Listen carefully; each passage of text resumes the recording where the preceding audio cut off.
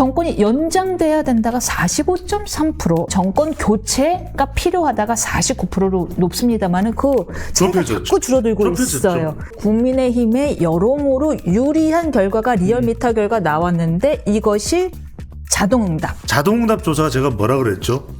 더 적극적인 표현이 담기고 있는 게 최근에 자동응답 조사의 특징이에요. 보수 지지층은 결집할 만큼 결집한 거예요. 다 결집했다? 다 결집했어요. 지금 누가 그래도 정당을 안 밝히고 조금은 더 샤이할까? 탄핵 정국이라는 걸 따져보면 무당층은 그래도 보수적인 성격이 더 많다. 이렇게 봐야 되겠죠. 일단 윤석열 정부 내내 무당층의 성격이 좀 그랬어요. 그래서 항상 우리가 무당층을 어떻게 하면은 더 자기의 정당 지지를 밝힐 수 있도록 만들 수 있을까?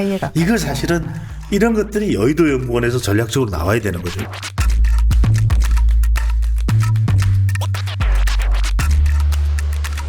세 번째 시간입니다. 오늘도 모셨습니다. 지금 중도 민심 잡기에 서로 양당이, 양당인지는 모르겠지만 한다고 뭐 손 놓고 있는 것 같긴 합니다만 어쨌든 매우 혈안이 되어 있는 상황에서 민심의 향방 매일매일 바뀌고 있어서 오늘도 모셨습니다. 배종찬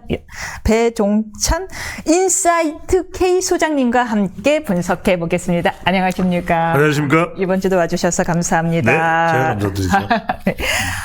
지금 말씀드린 것처럼 민심의 향방이 매일 바뀐다라는 말씀을 드린 게 바로 입증이 된 게요. 저희가 원래 이제 그 민주당과 국민의힘의 지지율 격차가 벌어지기 시작한 갤럽 여론조사를 가지고 준비를 했는데 오늘 그렇죠. 아침 속보에 리얼미터 조사가 나왔습니다. 그렇습니다. 그건 또 다른 결과예요. 예. 그런데 이것도 예상을 했던 건데 일단 첫 번째 우리가 발견할 건 뭐냐면 지금 대통령 변론이 거의 마무리되면서 보수층들이 막판 결집을 해요. 이게 이른바 우리가 막판 결집. 이게 무섭잖아요. 우리가 시험 볼 때도 마지막에 정신이 확 깹니다. 그러면서 집중을 하고 그때의 집중도가 높아지죠. 마찬가지로 결집도가 높아질 수밖에 없는 것이 이른바 여기에도 지몬미 현상이 발생할 수도 있는 거죠. 지켜주지 못해. 그렇죠. 그런 마음이 생길 수도 있기 때문에 더 결집하는 거예요. 그러니까 오히려 한 주 전을 거슬러 올라가 버리면 그때는 이 리얼미터 조사도 좀 벌어졌어요. 그리고 한국갤럽 조사는 그걸 더 적나라하게 보여주는 결과였죠. 그래서 더 벌어져요. 탄핵 찬성이 높아지고 또 지지율도 갤럽 조사에서는 40대 34로 벌어집니다. 그런데 첫 번째 발견할 수 있는 것은 좀 더 최근에 자동응답 조사가 제가 뭐라 그랬죠? 더 적극적인 표현이 담기고 있는 게 최근에 자동응답 조사의 특징이에요. 근데 리얼미터 바로 오늘 나왔던 리얼미터가 자동응답 조사고요. 그러니까요. 그리고 며칠 전에 발표됐던 갤럽 조사가 전화 인터뷰였단 말이에요. 그 차이를 안 그래도 여쭤보고 싶었어요. 그러니까요. 그러면은 더 구체적인 말씀 듣기 전에 잠깐 구독자분이 마침 미처 속보를 못 보셨을 수도 있으니까 결과만 말씀드리면요. 갤럽 조사부터 말씀드리겠습니다. 갤럽은 벌어졌어요. 민주당이 높아져서 오차범위 외에서 높아졌고 민주당이 40% 지지율, 국민의힘이 34%. 그래서 중도층에서 여지지가 확연히 떨어졌습니다. 그래서 네네요. 네, 그렇죠. 네죠. 3.1%니까요. 플러스 마이너스. 그래서 지금까지 이제 이재명 대표가 여러 가지 이렇게 우측 이렇게 많이 던졌잖아요. 이제 드디어 통했나 보다라는 의견이 많았는데 오늘 아침에 속보로 뜬 리얼미터에서 한 것은요. 국민의힘이 42.7%, 오히려 민주가 41.1%로 물론 오차 보이 내긴 하지만 국민의힘이 다소 높아졌고요. 무엇보다 정권 연장에 대한 저기가 정권이 연장돼야 된다가 45.3%, 조금 더 많긴 합니다만, 조금 더 낮습니다만은 정권 교체가 필요하다가 49%로 높습니다만은 그 차이가 자꾸 줄어들고 있어요. 그리고 벌어졌는데 좁혀졌어요. 이 좁혀진, 그러니까 한마디로 국민의힘의 여러모로 유리한 결과가 리얼미터 결과 나왔는데 이것이 자동응답. 그리고 불리한 여론조사가 갤럽 건데 갤럽은 응답. 전화 면접 조사이죠. 이제 이걸 개괄을 말씀드렸으니까 이걸 가지고 여러 가지 강론과 총론을 말씀드려 줄 겁니다. 그렇죠. 그래서 지금 중요한 것은 첫 번째 보수 지지층은 결집할 만큼 결집한 거예요. 다 결집했다. 다 결집했어요. 또 이게 그러니까 맥스네요, 그럼. 그렇죠. 거의 뭐 말 그대로 맥스, 영어로는 맥스, 일본어로는 이빠이. 그러니까 우리말로는 꽉 이렇게 이제 결집을 한 거예요. 예. 근데 이제 다만 여기서 계속 배종찬 소장이 분석을 했습니다. 저는 이걸 약 4주 전부터 이야기를 했어요. 서부지방법원 그 사태가 벌어졌을 때 이미 저는 뭐냐, 중도층이 이탈될 수도 있다. 그래서 제가 뭐 서부지방법원 가지고 뭐 왈가왈부를 하려는 게 아니라 그때 중요한 게 중도층 포석에 들어갔어야죠. 중도층 포섭에 들어갔어야 돼요. 예. 그런데 이 조사를 보더라도 좁혀졌어요. 그 이야기는 보수층들이 더 추가적으로 여기 결집을 하고 있다. 더 결집을 쥐어짜고 있다. 그러니까 대전에서의 구름 군중이라든지 그게 쭉 이어져 온 거죠. 그런데 여기 중도층을 한번 볼까요? 중도층에서는 정권 연장이 38.3, 예. 교체가 56.5%, 예. 거의 20%포인트 가량 차이가 나요. 차이가 나요. 그러니까 교체 여론이 중도층에서 안 돼. 예. 지금 핵심은 중도층이에요. 예. 그러니까 중도 보수나 또는 중도를 끌어들일 수 있는 뭔가 나와야 돼요. 예. 그러니까 여하튼 이재명 대표나 민주당은 막 몸부림을 치잖아요. 예. 우리가 중도 보수야, 뭐 주 4일째 할래, 뭐 이러면서 지금 주 7일 일하는 사람도 있는데 그렇잖아요. 4일째는 보수 인변은 주 7일 일하잖아요. 예, 한때 네네, 그랬습니다. 네네. 한때 그래서 7.5일 이랬죠. 그래서 지금 보면은 국민의힘도 지지율이 지난번에 민주당보다 낮았던 것이 이번에 5차 범위에 앞질렀어요. 국민의힘도 다시 한 번 더 크로스를 한 겁니다. 그러니까 보수층은 결집할 때까지 맥스, 이빠이 꽉 결집을 해주는데 문제는 중도예요. 중도에서는 중도가 힘이 딸리고 있다는 거. 또 하나가 뭐냐면 착시네요, 그러면. 그렇죠. 2030 세대가 결집을 했던 이유는 제가 말씀드렸잖아요. 운동권 안 돼. 그다음에 60대 70대 이상이 결집을 하고 있는 이유는 이재명 안 돼.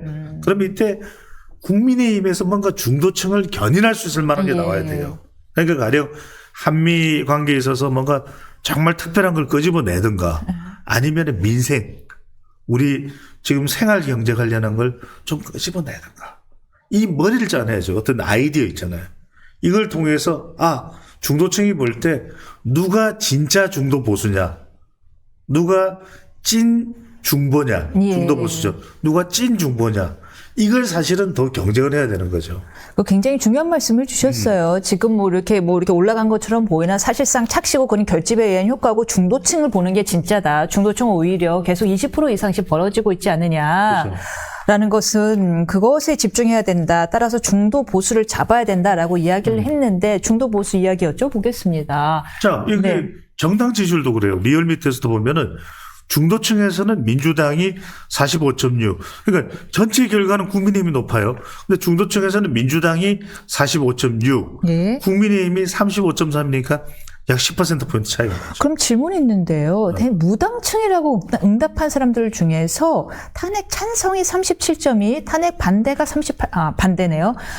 무당층이라고 답변한 층에서 정권 교체론이 좀 더 높습니다만 38.7, 정권 연장이 37.2 비슷하단 말이에요. 그렇죠. 무당층은 이 중도 보수층이랑 또 어떻게 다른 건가요? 조금 다르죠. 무당층은 지지하는 정당이 없다고 하는 거니까 지금 누가 그래도 정당을 안 밝히고 조금은 더 샤이할까 따지고 보면 탄핵 정국이라는 걸 따져보면 무당층은 그래도 보수적인 성격이 더 많다. 이렇게 봐야 되겠죠. 창피하니까 보수를 밝히기가. 일단 윤석열 정부 내내 무당층의 성격이 좀 그랬어요. 그래서 항상 우리가 무당층을 어떻게 하면은 더 이 자기의 정당 지지를 밝힐 수 있도록 만들 수 있을까. 이걸 사실은 이런 것들이 여의도 연구원에서 전략적으로 나와야 되는 거죠. 그리고 제가 썼던 여러 칼럼에서는 이걸 어떻게 하면은 이른바 샤이가 아니라 샤랄라. 이게 중요합니다. 왜냐하면은 샤이는 움츠러드는 거잖아요. 네. 그런데 이거를 확 밝히면서 내 것을 그냥 이거 여러분도 우스개로 생각하지 마세요. 제 이야기에는 다들 포복 절도를 하지만 나중에 보면 그게 진리였구나 이렇게 생각들 하신다니까요. 샬랄라 맞네요. 제가 이게 잘못됐나요? 당 커밍아웃을 해야 된다. 제가 이 말씀드린 거예요. 당 커밍아웃이 가능하면 떳떳하게 보여야 돼요. 우리가 어디 가서 사람들한테 내 소속이 부끄럽지 않게 만들려면 그걸 당당하게 만들어야죠. 보면은 누가 회사 이름 물어볼 때 선뜻 대답하는 회사에 대해서는 자부심이 있거든요. 그렇게 만들어야 된다. 부심이 생길 수 있도록 만드는 그 역할을 사실은 당이 해줘야 되는 거죠. 무당층의 대부분이 사실은 샤이 국민의힘에 더 가깝다면 거기에서도 정권 교체론이 조금 더 높다는 거는 상당히 국민의힘에 안 좋은 뉴스네요. 이거는 사실은 그 내부를 그럴 수 면밀히 있죠. 살펴보면. 그래서 이제 네. 이것도 불과 한 달 전 굉장히 이 보수가 민주당 결집하기 전에 맥스로 올라왔던 데가 지난 1월 16일, 17일경이에요. 리얼미터 조사를 기준으로 한다면 그때만 하더라도 무당층 같은 경우에는 좀 드러낼 수 있었겠죠. 네. 근데 최근 들어서는 그 이후에 뭐 서부지방법원이나 또는 막 서로 간의 어떤 진영 간 대결이나 또 대통령의 변론에서의 어떤 홍장원 전 차장이나 또는 뭐 한덕수 총리나 이런 건이 나오겠죠. 그러니까 이제 인변도 그럴 거예요. 지난 10차 변론이 좀 많은 걸 윤석열 대통령이나 변호인단이 득점을 했어야 되는 변론이거든. 그때 쫙쫙 한덕수 총리도 대통령 변호인단의 말씀이 전적으로 옳습니다. 또는 조지호 경찰청장도 나왔을 때 저는 단 한 번도 대통령으로부터 끌어내라 또는 체포의 이야기를 들어본 적이 없습니다. 좀 그런 답들이 나와줬었어야 돼요. 안 나왔죠. 그렇죠. 그런 게 나왔더라면 더 중도가 좀 탄력을 받을 수도 있거든요. 그럴 때 무당층들도 정권 연장이다. 이렇게 좀 탄력을 받을 수 있어요. 사실 그런 걸 좀 윤활유 역할을 해줄 수 있는 게 제가 계속 강조를 드립니다만 이게 왜냐하면 데이터 분석을 해보면 나오기 때문에 저는 이 이야기를 벌써 여러 차례 했었어요. 그러니까 이게 당에서 뭔가가 나와야지. 당에서. 외곽에서 이렇게 결집 보십시오. 결집할 때로 다 결집한 게 보수층들은 8년 전 트라우마 안 돼. 이재명 안 돼. 운동권 안 돼. 전환길 뿜뿜. 이 정도 왔잖아요. 이면선 뿜뿜. 이렇게 왔잖아요. 그런데 여기서 더 뭔가를 해줘야지. 깐대면 그래서 이제 누군가가 나와줘야 되는데 여의도가 지금 국민의힘의 싱크탱크는 싱크탱크를 어디 맡겨놓은 느낌이에요. 정광훈 당에 맡겨놓은 느낌입니다. 그러니까요. 이럴 때 생각하기를 멈췄어요. 사실 아이디어가 나와야 되거든요. 네. 그래서 누가 보더라도 그러니까 이런 게 있는 거죠. 가령 뭔가 트럼프와 연결고리를 만들어서 직격적으로 한라인 통화를 했다. 그러면 여당의 위상이 달라지죠. 국민들은 그래도 국민의힘이 다르구나. 근데 그런 사람이 없잖아요. 가령 이럴 때 박진 전 장관이나 누군가 트럼프와 연결고리를 만들어줘야 돼요. 그래서 박진 전 장관이 바이든이랑 친하거든요. 그렇죠. 그러니까 이제 이게 바이든과 친해요. 개인적으로. 그러니까 권영세 의장과 뭔가 이러면 사람들이 역시 그래도 이 네트워크는 여당 쪽에 보수 쪽에 돼 있구나. 미국 공화당과. 지금 우리가 믿을 땐 정용진 회장 정도밖에 없는. 그러니까 그럼 입당시키나 어떡하나요? 이것도 쉽지 않은 일이잖아요. 그래서 저는 중요한 것은 그런 것들을 머리를 맞대고 만들어내야 돼요. 그러니까 이제 그런 부분, 뭐 협상과 관련된 부분도 누군가 좀 협상을 잘할 수 있는 누군가가 필요한 것이고, 가령 누군가요, 뭐 이명박 정부 때 한미 FTA 협상에 또는 발의했던 그분은 누군가요? 제가 알기로는 외교관 출신 누구 있잖아요. 완전히 글리에이트다. 협상은 글리에이트. 김현종 말고 누구 있잖아요. 보수. 그분 계시잖아요. 약간 인상도 날카롭고. 근데 그분이 굉장히 많은 신뢰를 주더라고요. 내가 USTR과 한번 좀 접촉해 보겠다든지. 그런 것들을 통해서 그런 분들을 지금 이 기회에 좀 영입하는 것도 방법일 수도 있고. 왜? 사람이 계속 필요하니까 어차피. 그러니까 이제 제가 드리는 말씀은 이런 거죠. 보수층이나 지지층들은 지금 할 걸 다 한 거예요. 웬만큼 결집할 만큼 이렇게까지 결집할 걸 누가 예상했겠어요? 지지자들은 다 했다. 다 했어요. 전한길 선생님 나와서 60억을 날리고 20억 세금 내는 사람이 전한길입니다 막 이러면서 나오잖아요. 그러면 적어도 국민의힘에서 뭔가 나와야 중도층이 오거든요. 근데 이때 보면은 민주당 쪽 보니까 민주당이 잘했다, 잘못했다 이런 걸 떠나서 막 뭔가를 내세우잖아요. 중도 보수야, 뭐 주사일제야. 그 말씀을 드리려던 참이에요. 국민의힘은 계속 물론 이제 중도층에서 오히려 양 당의 격차가 벌어지는데 국민의힘의 실점도 그 원인이겠으나 분명히 민주당의 득점도 그 원인일 수 있단 말이에요. 지금 민주당이 지금 얘기한 이재명 대표의 여러 가지 던지는 난들이 어느 정도 유효한 걸로 보이시나요? 그렇죠. 아니, 그러니까 이런 말씀을 드리고 싶은 게 뭐냐면 우리가 수학을 50점 받던 평균적으로 받던 학생이 100점을 목표로 하는데 그건 좀 어려워 보이잖아요. 네. 그런데 70점이 목표입니다. 예. 가능할 수도 있잖아요. 예, 예. 그러니까 지금 이재명 대표나 민주당에서 노리는 건 뭐냐면 저 자빨들, 좌파 이런 이미지를 해소하고 싶은 거거든요. 그러면서 상대방을 오히려 구석으로 밀어넣는 그 전략에 중도 보수를 턱하니 가져와 버린 거예요. 그럼 사람들이 에이 말이 안 되지 하면서도 자꾸 뭔가를 하나 갖다 놓으면 인 것처럼 인식이 되는 거예요. 맞아요. 그렇게도 할 수 있을 것 같아요. 그렇죠. 예. 이른바 우리가 일종의 이런 현상들이 일종의 체면이 걸리는 현상이거든요. 왜냐하면 10명 중에서 8명은 고개를 돌려도 2명이 믿어주면 그건 2% 무려 10명 중에서 2명을 얻는 거잖아요. 진 게 몇 %인데 0.7%인데 아니, 그러니까요. 2%만 얻으면 제가 말씀드리는 게 그거예요. 네. 적어도 이게 프레임 선정에 있어서 이게 이른바 말하는 first move advantage. 그러니까 선점 효과죠. 예. 왜냐하면 지금은 중도보수. 이게 저는 2010년에 무상급식과 같다. 2010년에 무상급식 이렇게 턱하니 갖다 놓으면 예. 무상급식이 사실은 말이 안 돼. 그러면 삼성그룹의 이재용 회장 애들한테도 아이들한테도 다 무상급식 말이 돼요? 말이 안 되잖아. 선별적 무상급식이 더 맞는 말일 거예요. 근데 늘 우리 임진행자도 임앵커도 진행을 해보시면 알겠지만 말이 길면 안 먹히잖아요. 네. 짧은 게 먹혀. 그쵸. 그러니까 뭐냐 무슨 급식이냐 학교 급식 와 맛있잖아요. 지난번에 흑백 요리사도 급식 여왕 급식대가. 나왔잖아요. 급식대가. 막 먹히는 거야. 이모카세 먹히는 거야. 그러니까 이게 집밥 한 마리. 집밥 하면 다른 밥 맛 필요 없어요. 뭐 무슨 밥 맛은 뭐 콩밥 뭐 필요 없어. 집밥 미치겠어. 맛 없어도 맛있어. 그러니까 이제 이게 뭐냐면 무상급식이잖아요. 딱 앞에 무상을 붙이는 중. 그래? 그러면서 그게 얼마나 많은 수식어가 없습니까? 우리 아이들에게 자라나는 저 새싹들에게 밥 한 끼를 제공하는 그 따뜻한 마음. 그러니까 이게 또 막 설득력이 있는 성우가 막 이야기를 하면 이게 또 먹혀요. 여러분들. 대한민국은 무상급식으로 새롭게 변해갑니다.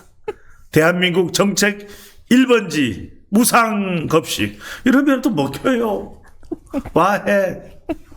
난리가 나. 그래서 저는 이번에도 보면 중도 보수 사실 제가 칼럼도 썼어요. 이게 지금 우리 국민들이 요구하는 건 중도 보수가 아니라 실력 국회다. 실력 국회. 정말 이 국회가 실력이 있느냐 없느냐. 그렇잖아요. 되게 마음에 확 와닿는데. 받았죠. 네. 실력 국회다. 지금 실력 없어 보여요. 그러니까 실력 없죠. 실력 없으니까 존재감이 없는 거죠. 지금 300명 국회의원들한테 우리 국민들한테 300명 국회의원 이름을 한 번에 다 대면요. 마치 오징어 게임이 아니라 무슨 쭈꾸미 게임처럼 300억 드릴게요 이러면 아니 사람들한테 길에 가는 사람들한테 너다들 심부름 하는 거 300명 국회의원 이름 다 대면요. 300억 드릴게요 그러면 될 수 있는 사람이 있겠어요? 300억. 300명 이름 다 줄줄줄 되는 사람 있을까요? 없죠. 없어요. 네. 10분 내로 책 찾아볼 수 없고 전화해 두고 뭐가 없습니다. 300명 국회의원 이름 다 되면 300억 드릴게요. 쉽지 않아요. 예. 사람들이요. 제가 볼 때 그냥 이름 알 수 있는 사람 한 10명? 10명이야. 기껏해봐요. 예. 이재명, 권영세, 원희룡 다 지금 심지어는 원희룡 국회의원도 아니잖아요. 근데 사람들이 원희룡 막 그럴 거야. 원희룡 의원. 한동훈 막 그럴 거예요. 국회의원 아니에요. 예. 그러니까 지금 얼마나 국민들이 볼 때는 한심하냐. 그죠? 이럴 때 오히려 국민의힘은 실력 국회다. 중도 보수 이야기할 때 중도 보수요? 아직도 무슨 옛날 방식 고집하는 거예요? 그러면서 실력 국회. 실력 국회다. 우리는 차별을 하는 거죠. 우리는 오늘부터 5월 말까지 108명의 국민의힘 그러니까 예를 들면 이제 국민의힘을 가지고 예를 드는 건데 조국혁 신당이 됐든 국민의힘이 그런 게 나오면 국민들이 지지층들이 결연해 보이잖아요. 중도층도 뭔가 달라 보이잖아요. 108명이 일체 우리는 지역구도 있지만 2달 동안은 지역구도 안 내려가겠습니다. 나라가 망하는데 지역이 있습니까? 지금부터 우리 108명은 전원 야전 침대를 가져와서 국회 의사당에서 숙식을 하면서 저희들은 모든 걸 우리 시간 24시간 민생에 바치겠습니다. 국회에서 야전하면서 숙식을 하는 걸 우리 단식이라고 그러지 않나요? 그러니까. 국회 단식. 네네. 아이고, 잠깐 다른 아니, 뭐 먹을 수도 얘기였습니다. 있죠. 아, 예. 저 같은 사람 먹어야 돼요. 저도 큰일 나요. 있다고 봅니다. 큰일 나요. 그런데. 예전에 보니까 닭백숙 잘 드시더라고요. 제가요? 닭백숙. 아, 그랬나요? 근데 인왕산에 닭백숙 많이 드시잖아요. 예, 맞습니다. 근데 네. 실력국회라는 말, 실력국회란 말 분명히 굉장히 유효한 표제가 될 수 있을 것 같은데 그렇다면은 지금 국민의힘에서 잠룡들이 움직이고 있습니다. 대선 출마 사실상 선언한 안철수 의원 그리고 뭐 책을 낸 한동훈 전 대표 그리고 행정이라면 벌써 4선의 오세훈 시장 등이 있는데 이분들이 좀 실력국회라는 이름에 걸맞습니까? 저는 그래서 예. 중요한 것이 네. 뭘 어떻게 하겠다 비판하겠다는 것보다는 지금 중요한 게 핵심이 이런 거예요. 중도층이잖아요. 결과적으로. 네.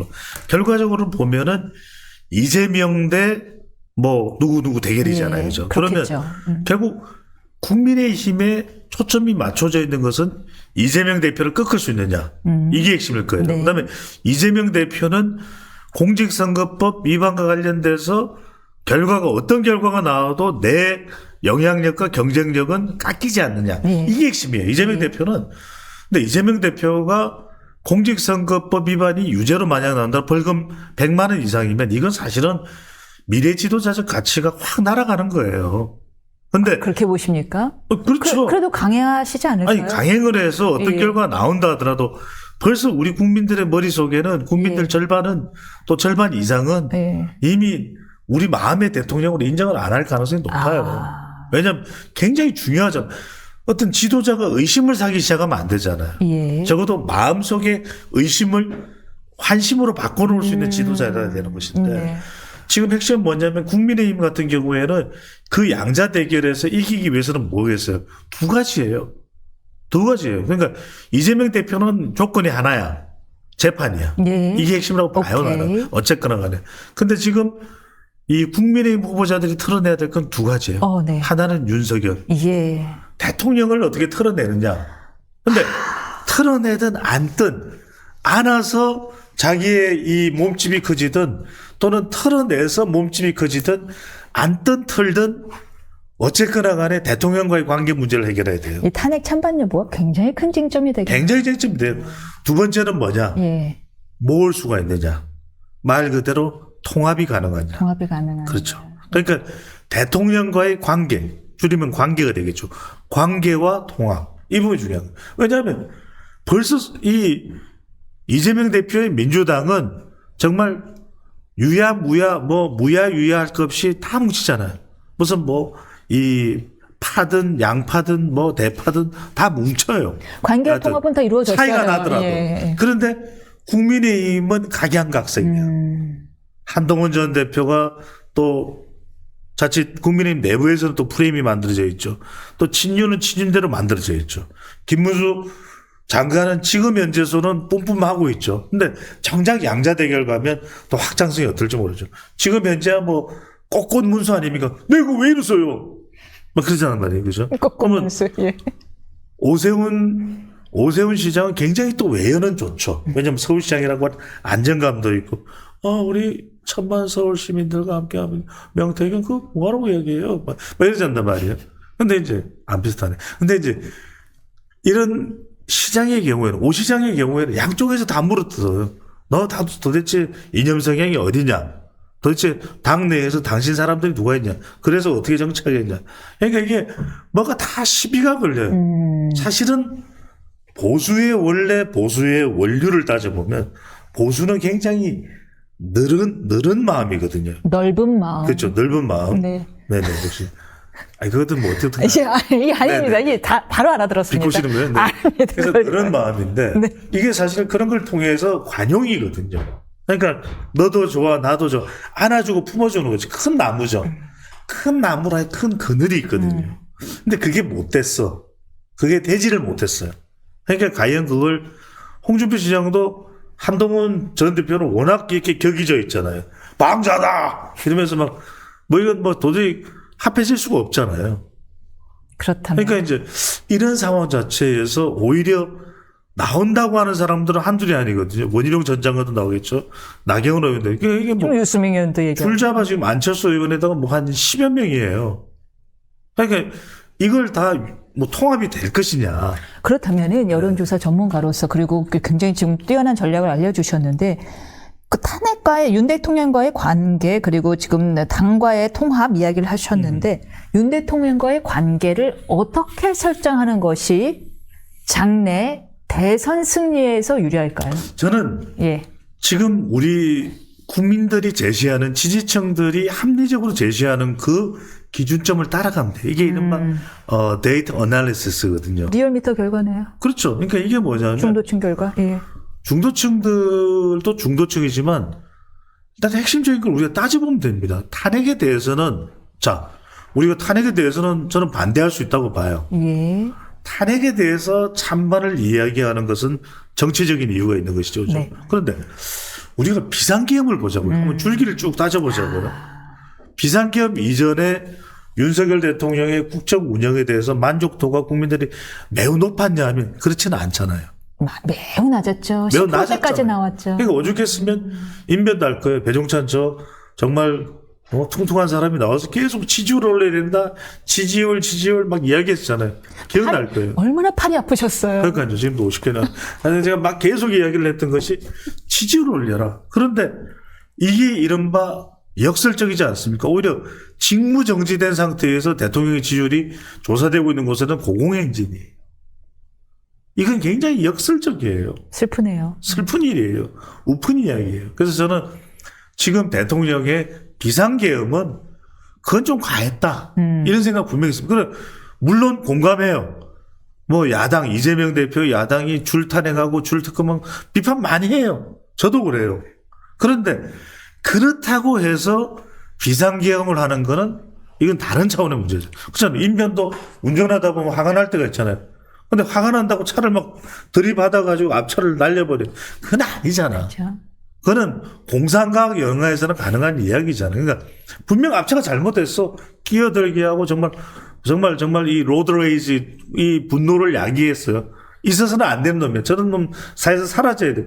그렇다고 해서 내가 자경단처럼 저 차를 찍어서 차로 그냥 범프로 들이받아서 날릴 일은 아니잖아요. 그럼요. 도로교통법 범위 내에서 해결해야죠. 역시 뭐 우리 고소를 법조인, 하든 뭐 훌륭한 그렇죠. 법조인 그러니까 이거는 그게 법치주의잖아요. 그럼 두 번째는 뭐냐면 하지만 그렇다고 해서 지금 내란 혐의로 몰아가지고 내란 쿠데타를 할 일이 뭐 있습니까? 그리고 지금 한지 대통령이 신빙성이 없는 사람들의 정언들도 등장하잖아요. 이건 분명히 이걸 민주당이 막 앞다투어 나서서 뭔가 내란으로 몰아갈 일입니까? 그건 아니잖아요. 냉정하게 국민들의 판단을 받아야 될 부분이고 법적인 재판과 평가를 받아야 될 부분 맞죠? 제 말 틀린 거 아니에요.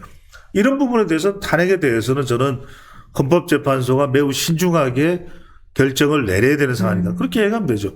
비상계엄은 옳지 못했고 하지만 헌법재판소는 헌법재판소의 공정한 그 재판의 과정을 통해서 결론을 내릴 필요가 있다. 그것도 충분한 시간을 통해서 그렇지 않겠습니까?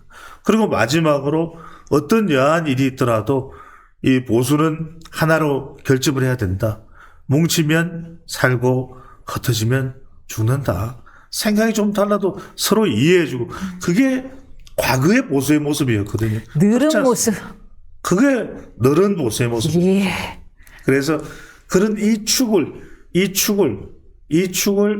합리적인 관용의 보수, 따뜻한 관용의 보수 이걸 계속 유지한다 그러면 사실 국민들도 또 중도층도 공감을 하면서 보수는 보수대로 결집을 해서 굉장히 전략을 제대로 세워나갈 수 있는 여지와 공간을 만들 수 있다 이런 생각합니다.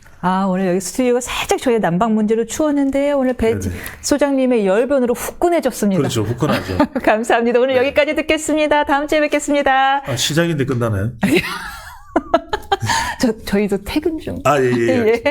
예, 구독해주신 여러분 감사합니다. 저희 다음 주 월요일 10시 다시 구독입니다. 찾아뵙겠습니다. 네.